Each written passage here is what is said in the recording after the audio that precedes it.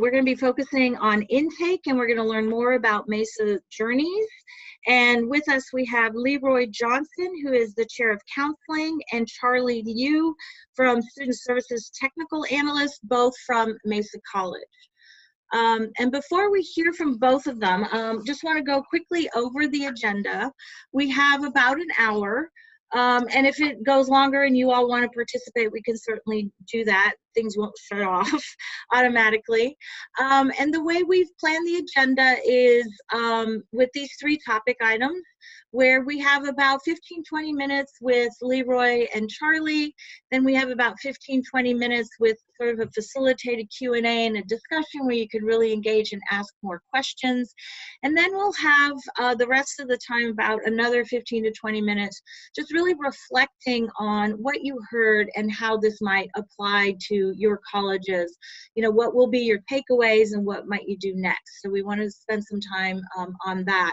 So one of the things that I wanted to point out before we turn it over to Charlie and Leroy is Joy sent out a note-taking guide, I believe it was yesterday. And in case you didn't get a chance or you didn't receive the email or you forgot to download it, the link is in the chat. So you can quickly click on that and actually download the file if you don't have it in front of you. There are some guiding questions in there, so it's sort of an active listening guide. So as you hear what people are saying, this is an opportunity for you to take some notes and a takeaway from today's webinar.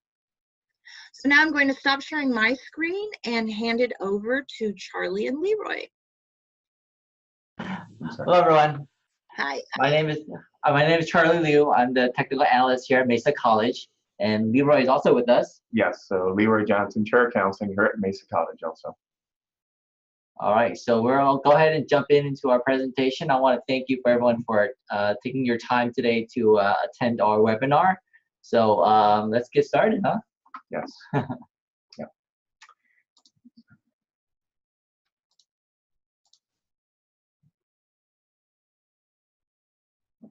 This is our screen. Yeah, there you go. Okay, so there's all right, can everyone see our slideshow? we're going to be kind of adding some additional information to that intake tool, the Your Mesa Journey that we presented on back in February. So we'll go ahead and get started with that. So our basic description of Your Mesa Journey, that one thing we looked at was wanting to create a comprehensive or a consistent intake process. We have a lot of different programs, and we wanted to have some kind of standardization to, at the most, kind of focus on our Promise program as one of our main forms of intaking students. And we looked at things like streamlining our process of promoting the programs and services and the resources to our students, because we have so many programs, as every college does, and it's so difficult for everyone to know what kind of intake processes there are. So we began our journey, our Mesa Journey, probably about 3 years ago, gathering lots of data from all of the programs that we have on the student services side at Mesa College.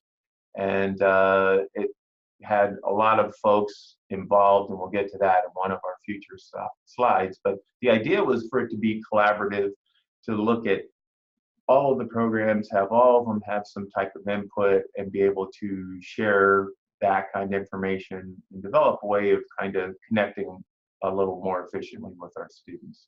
So the idea of an efficient way to advise students based on their interest in programs, and of course getting that notification of what those programs could offer to those students. And again, this all fits very closely with the guided pathways in terms of clarifying the path that students are on. Okay. So our best practices and what kind of led us to this tool, like Leroy mentioned, it started about two and a half years ago. We just heard a lot from different areas around campus for a need for a product like this. we had many counselors advising students about programs and services that we have on campus, but it was all done inconsistently. One counselor would mention maybe Moja or career services, and another counselor would mention something else. But it really depended on the student's needs. But it wasn't something that was uniform where students can access and get the information whenever they need it or whatever struck their interest. We also heard from our students. Annually, we would do a graduation survey with our students. And one of the consistent themes that we would hear back from them was, I wish I knew about these services that you guys had on campus. I wish that someone told me about EOPS and things like that. So we hear that, we see that in the surveys, we hear from our testimonials. In fact, most recently for our guided pathways work, we have done focus groups with our students and kind of get an idea of what type of information and needs that they have. And again, this topic was one of the top 3 elements that came up in those focus groups of students wanting more information about services and programs that we offer here at Mesa. And we also heard back from programs as well on the back end. So these coordinators for the various programs, as they do recruiting each year, they wish they would have a more targeted list of students to approach versus slapping things up on visit screens or sending out a mass email to the entire campus, trying to recruit students. If they can somehow get it more of a targeted list of students where they can market their programs, market their events, it would be more effective. So all this information kind of led us to the development of our Your Mesa Journeys tool. So let's take a quick look at Your Mesa Journeys. All right, I'm going to exit out of our PowerPoint and just give you a quick demo of what Your Mesa Journeys will look like or looks like. Can you all, if you can just nod your head, let me know that you can see the tool. Okay. All right, great. So this is our Your Mesa Journeys tool, and students can navigate to this tool on any of our student service websites. We have shortcuts sprinkled throughout our student service pages. So as they go into this site, they will answer a series of questions, and we have about roughly 10 questions that they'll have to address. So I'll just do a quick demo for you so you can see. They will first enter their major. If they don't have a major, they can actually enter undecided. They have an opportunity to enter their ethnicity. And one great thing that I believe we added into this element was they can select multiple ethnicities. Whether English is their native language, whether they have applied for financial aid, the highest education that their parent or guardian has completed. And we'll just select that one. Your educational goal, and again, they can select multiple options here. I'll just pick a few. How many college course units they have completed. We'll do that. And I really like this particular question here because it lets students identify any special populations that they belong to. And this is part one of the key questions that will lead them to a referral programs that we offer here at Mesa. And again, it lets them select multiple ones. And then our last 2 questions, whether they're currently enrolled at Mesa College and how many units they're planning to enroll in. And for this purpose, I'm going to select less than 12 units. And I'll explain why in a couple of minutes. Okay, so once they go through the survey, they can hit view recommendations.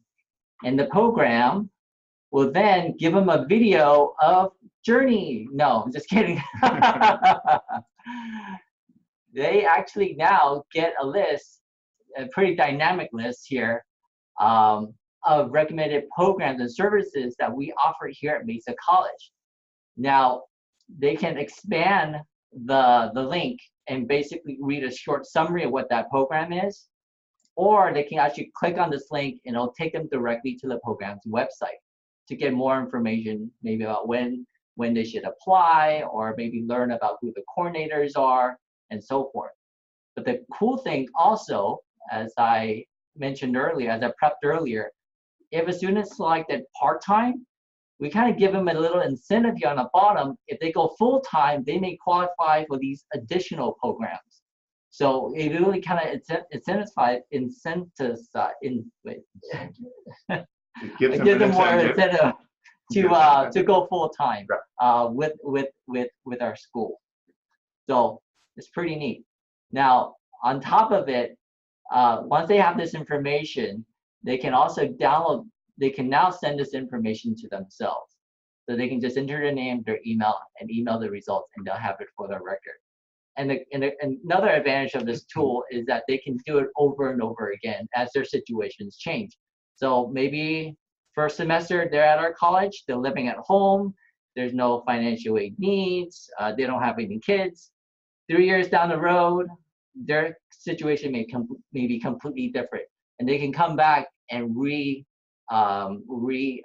retake this basically intake form. All right, so I'm gonna navigate us back to our presentation.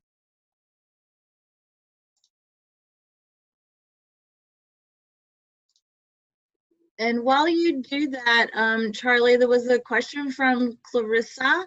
Her question is, are students able to enter their ID number, or are there plans to include disability in order to track progress?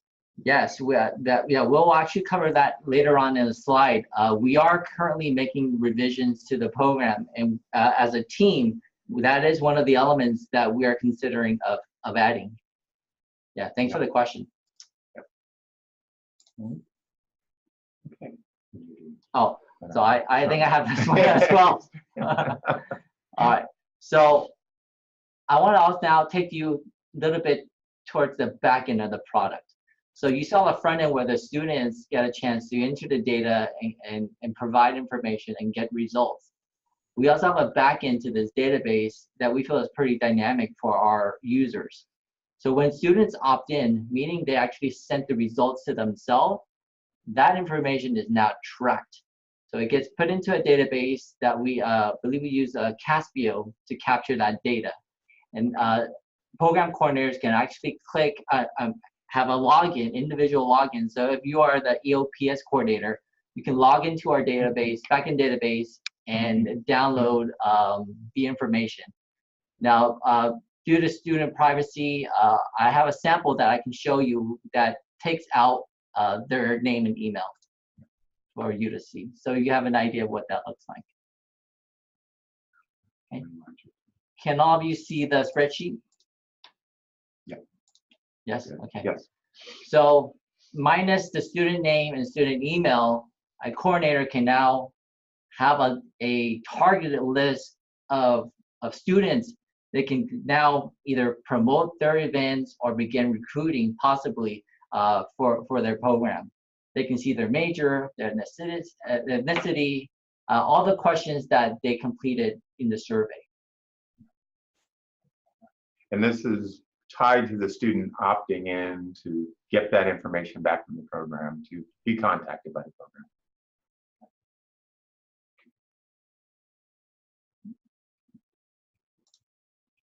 I'm just navigating back to our PowerPoint.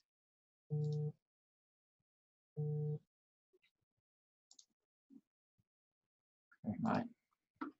So just a little bit more about how we get started and who is involved. As I said, me and Charlie both said it's been multi-years putting this together, but we have a cross-section of student services folks, myself, Claudia, our former EOPS and DSPS directors, Monica Demko, Steve Salter, our former outreach person. A lot of people have moved on, but we still have a few left. Joel Arias, our web developer, and Trina Larson, our student services classified professional. And we would work on these things, and it was really a big project, and we bring it back to our student services retreat every year and do another presentation on what we had kind of collated the information to. We surveyed student services programs. I think Charlie sent this out to somebody yesterday. I forget how many fields there were, something like 79 to start with. It was pretty big, Yeah. a pretty big number of fields. But with the information we got from each of our student services programs about their description, requirements, eligibility, their services, and it was really a huge undertaking, and it's been collated down to those 10 questions to give us what we have right now. Yeah. So yeah, the original survey that we sent out was pretty massive, and we wanted to just gather as much data and see where there were any consistent and information that was similar across the board, and pulled and pick certain pieces out to put into the tool, so that we didn't want to overwhelm. Originally, we wanted to put everything in there, but we realized that would totally overwhelm the system and overwhelm the user. And they're not going to sit there and read all of the 20 to 30 programs that we have in our system. So we kind of organize and categorize it in a more meaningful way.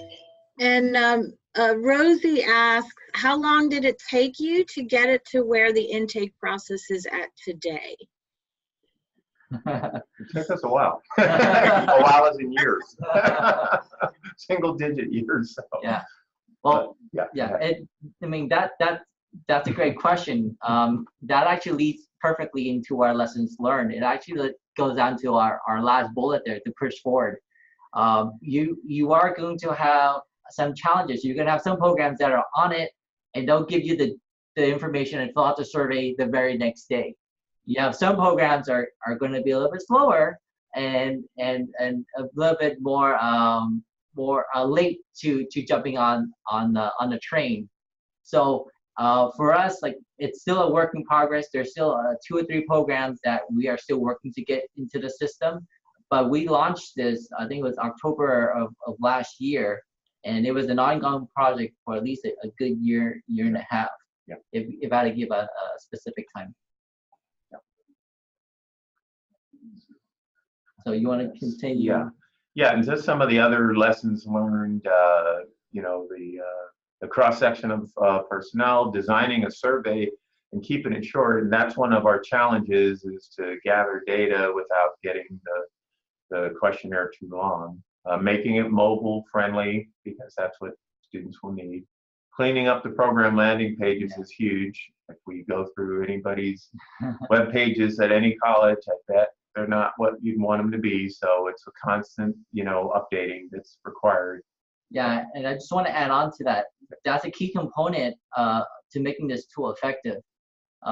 We can provide them the recommendation, but one of the first things that the student will do is click on that link, and it will take them to the program's main landing page. Right. So if you're using content that is outdated, or using information that's no longer usable for students, or if it's just full of just paragraphs of information, especially language that they don't understand, as professionals, we may understand some of the lingo that our district uses or our college uses, but if you can't break it down into a little bit more simple terms, especially the landing page, it'll drive students away. So just keep that in mind as you are building this product. It's not just the tool, but it's also your landing pages for your web page as well. Yeah, that's very important. And of course, that push forward piece to continue the development.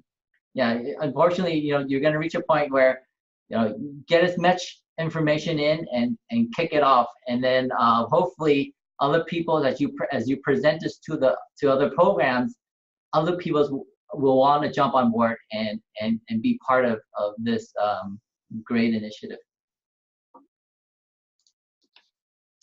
And lastly, the questions we still have is promoting the product. That's still an issue, because as we have, as the global piece of this, does everybody at the college know about Your Mesa Journey? And the answer is no.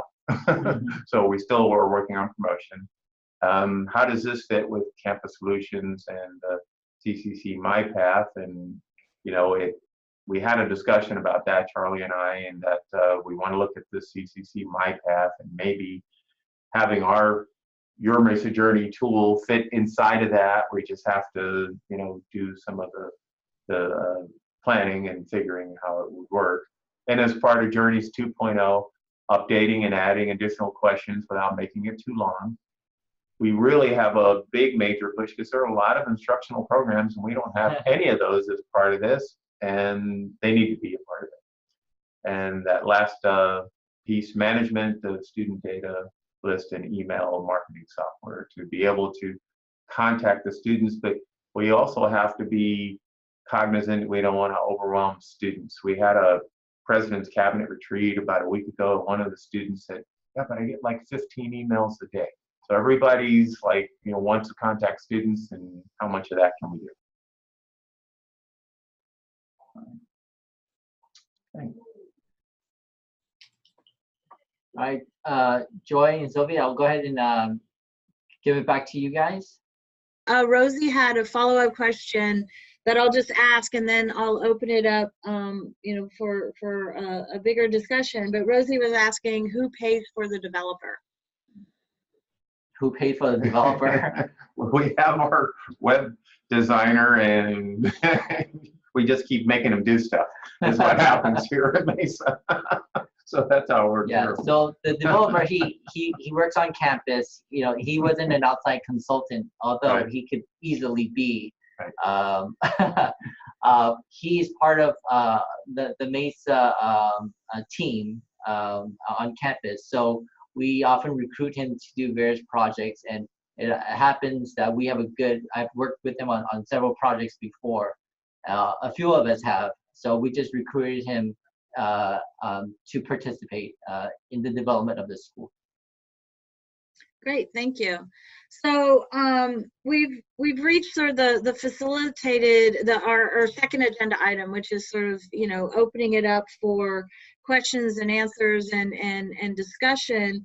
And one of the questions I know that if Molly were on this call would be interested in is, and I'll just read it out, is how does what you're implementing with this intake process fit into the guided pathway design on your campus or in the region? Right. So it definitely is part of that whole piece. We have our Pathways Navigation Committee here on campus, and we're working closely with, we call them at Mesa bubbles. We have 6 other guided pathway committees, and this information is being shared with them, and there's a lot of cross-pollination of all of those guided pathways committees. So it's definitely part of our whole pathways campus-wide project. Yeah, and the idea of this tool is getting students off to a strong start. It's providing them with the information that they can take and start to run with. As you know, a lot of our students that come in to our campus or start school with us, they're kind of overwhelmed with all the information, and they can only hear so much before it starts to sound the same. So this tool allows them that flexibility to kind of work at their own pace, get their results, and take the time to do the research as they need. And as their situations change, as I mentioned earlier, they can always go back and change their answers and get a totally different set of results. So the idea as it links to guided pathways is just getting students the foundation as they start their journey here at Mesa College. Great. So I kind of want to open it up to others that are on the webinar here today. See what kind of other questions you have or comments that you might make. You could do it either through the chat or unmute yourself and go ahead and ask the question directly.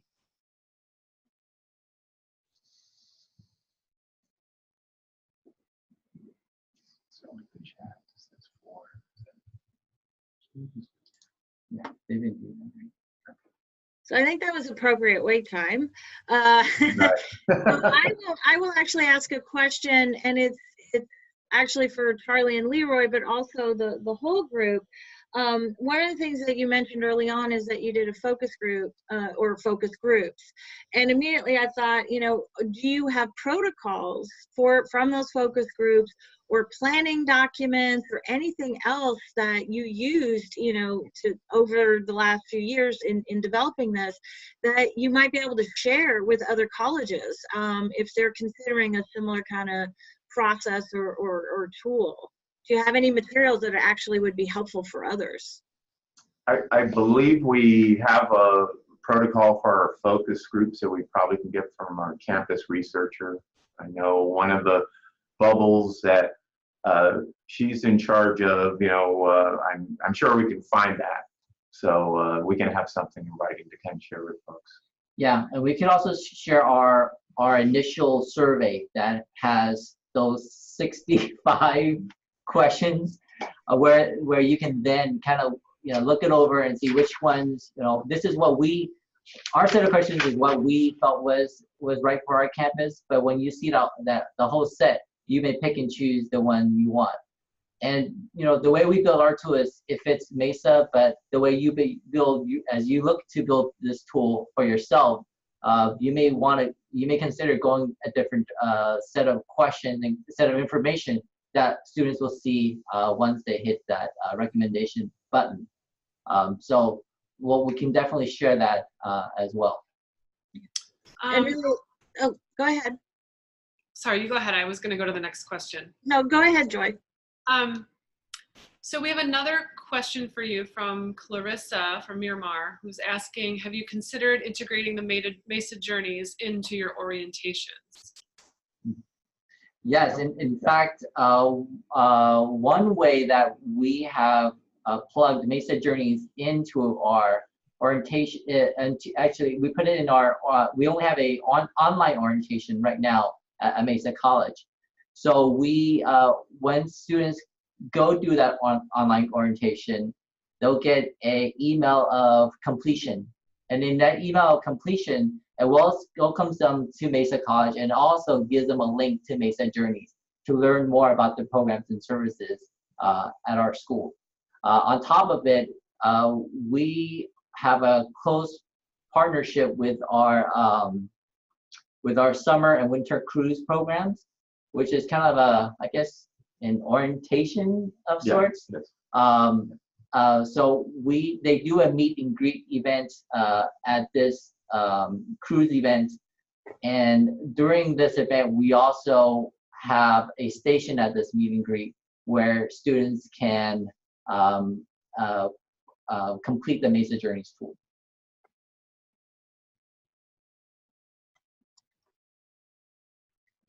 Any other questions from folks on the line here?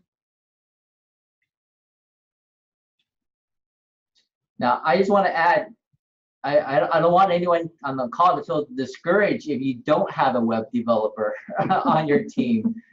You can definitely build a similar tool in different ways. I know SurveyMonkey has pretty dynamic, I guess, features within that tool where you can set, I guess, certain mapping in there so that depending on how students answer that particular survey, they'll get a result as well. So, you know, you can kind of be creative in how you want to build this tool. It doesn't have to be done through a website. It can easily be implemented through a tool like SurveyMonkey.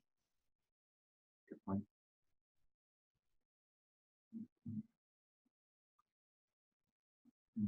In terms of, I wanted to add too, I'm sorry, in terms of groups that, you know, would have the orientation piece, we all have those promise programs, and that's the perfect place to, you know, perfect testing ground, perfect opportunity to, you know, insert a tool like this. That would definitely work with all the promise populations. Rosie is actually asking what percentage of students respond to the survey? Well, currently, our Journeys tool indicate that we have almost 800 users, close to seven something, almost 800 users so far. And out of that number, we have close to a little bit, about 200 individuals that actually opted in to get more information. So in terms of usage, that will be, I guess, the 20–30% of actually data captured in the back end. But we wanted to open up. We didn't want it to make it a requirement that everyone has to opt in.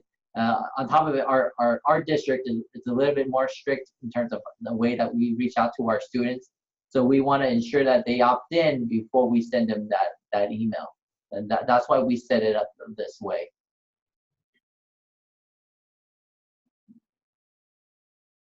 Any other questions from the group?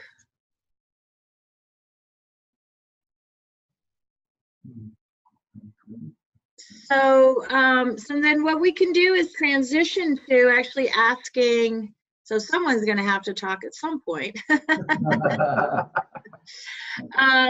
And these are questions that are in the note-taking guide that we sent.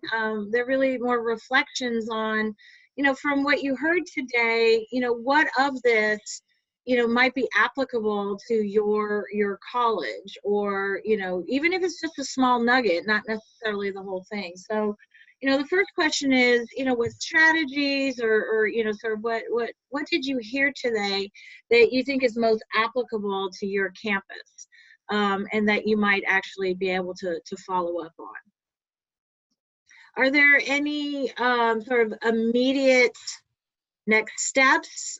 For example, is there, you know, anyone on your pathway navigation team, or, you know, anyone else on campus that you might now turn to and say, hey, you know, I was part of this webinar, learned about Mesa Journey, and we should really look into this? You know, just want to get a sense of how useful was this and how might it apply to you all?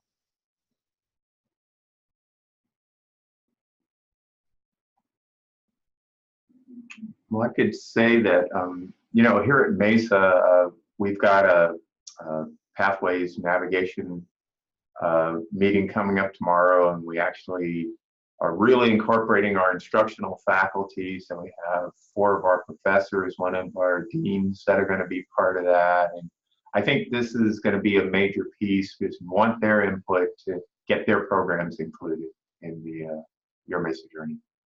So that's what we're looking at. Great. I see Rosie. I guess people are more comfortable just typing in.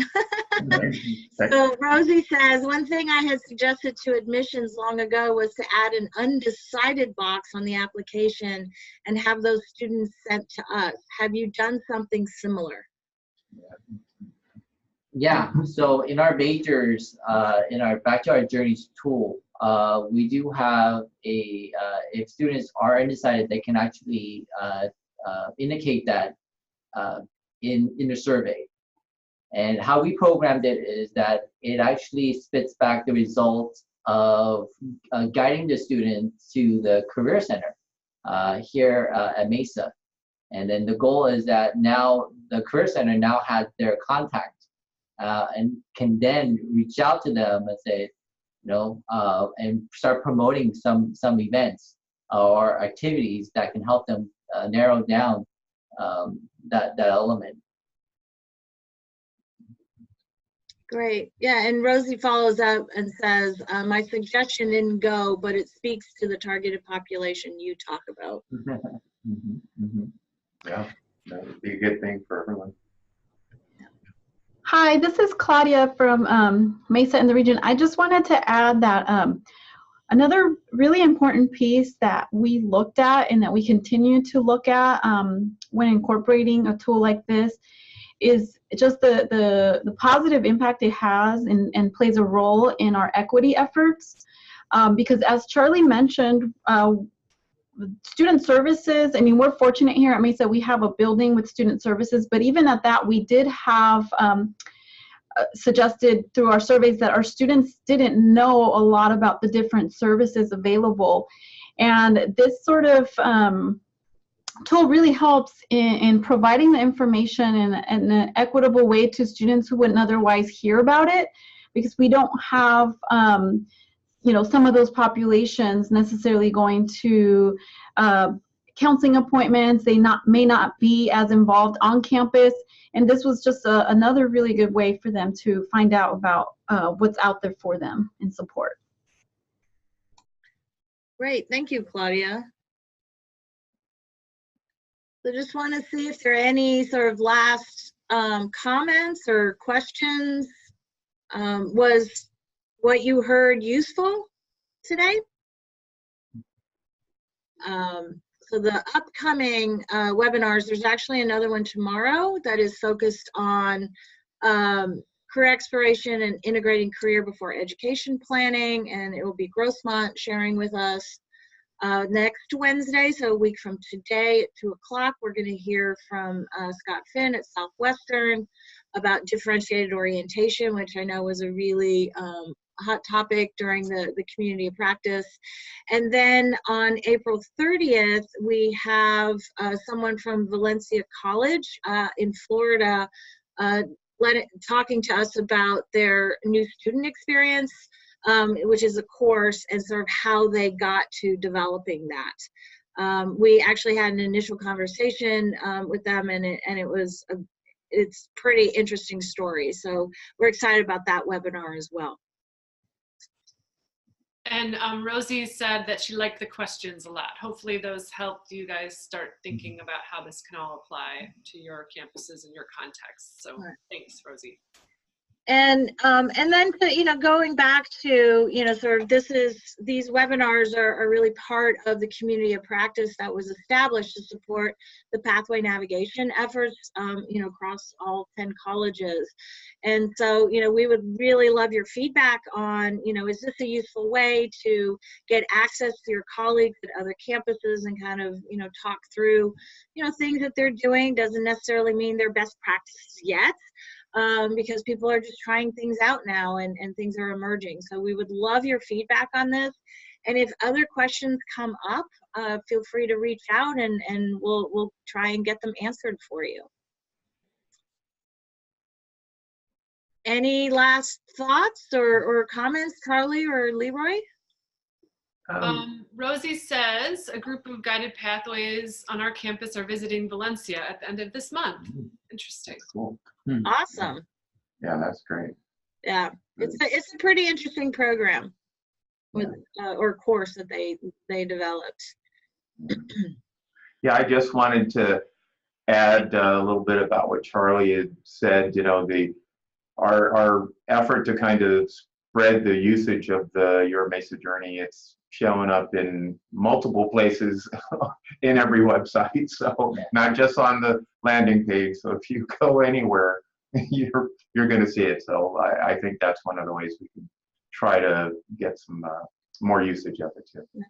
And actually, I have one question that just occurred to me, and it goes back to sort of sharing of materials.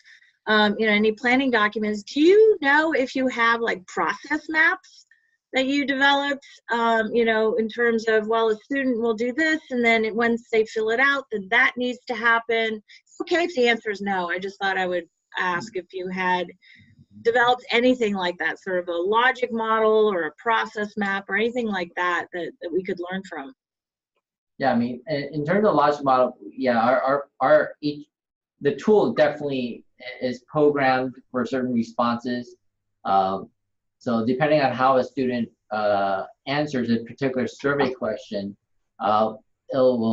it's mapped to a certain program or mapped to a certain service that it will give to the student. In terms of the next steps of what the program coordinator would do with the data, we kind of give it the information, leave the information in their hands. As outside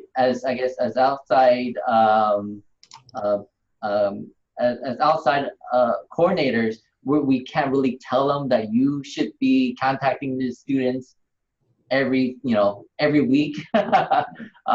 But we can give them recommendations and say, this is another advantage of our database is that all the information is timestamped.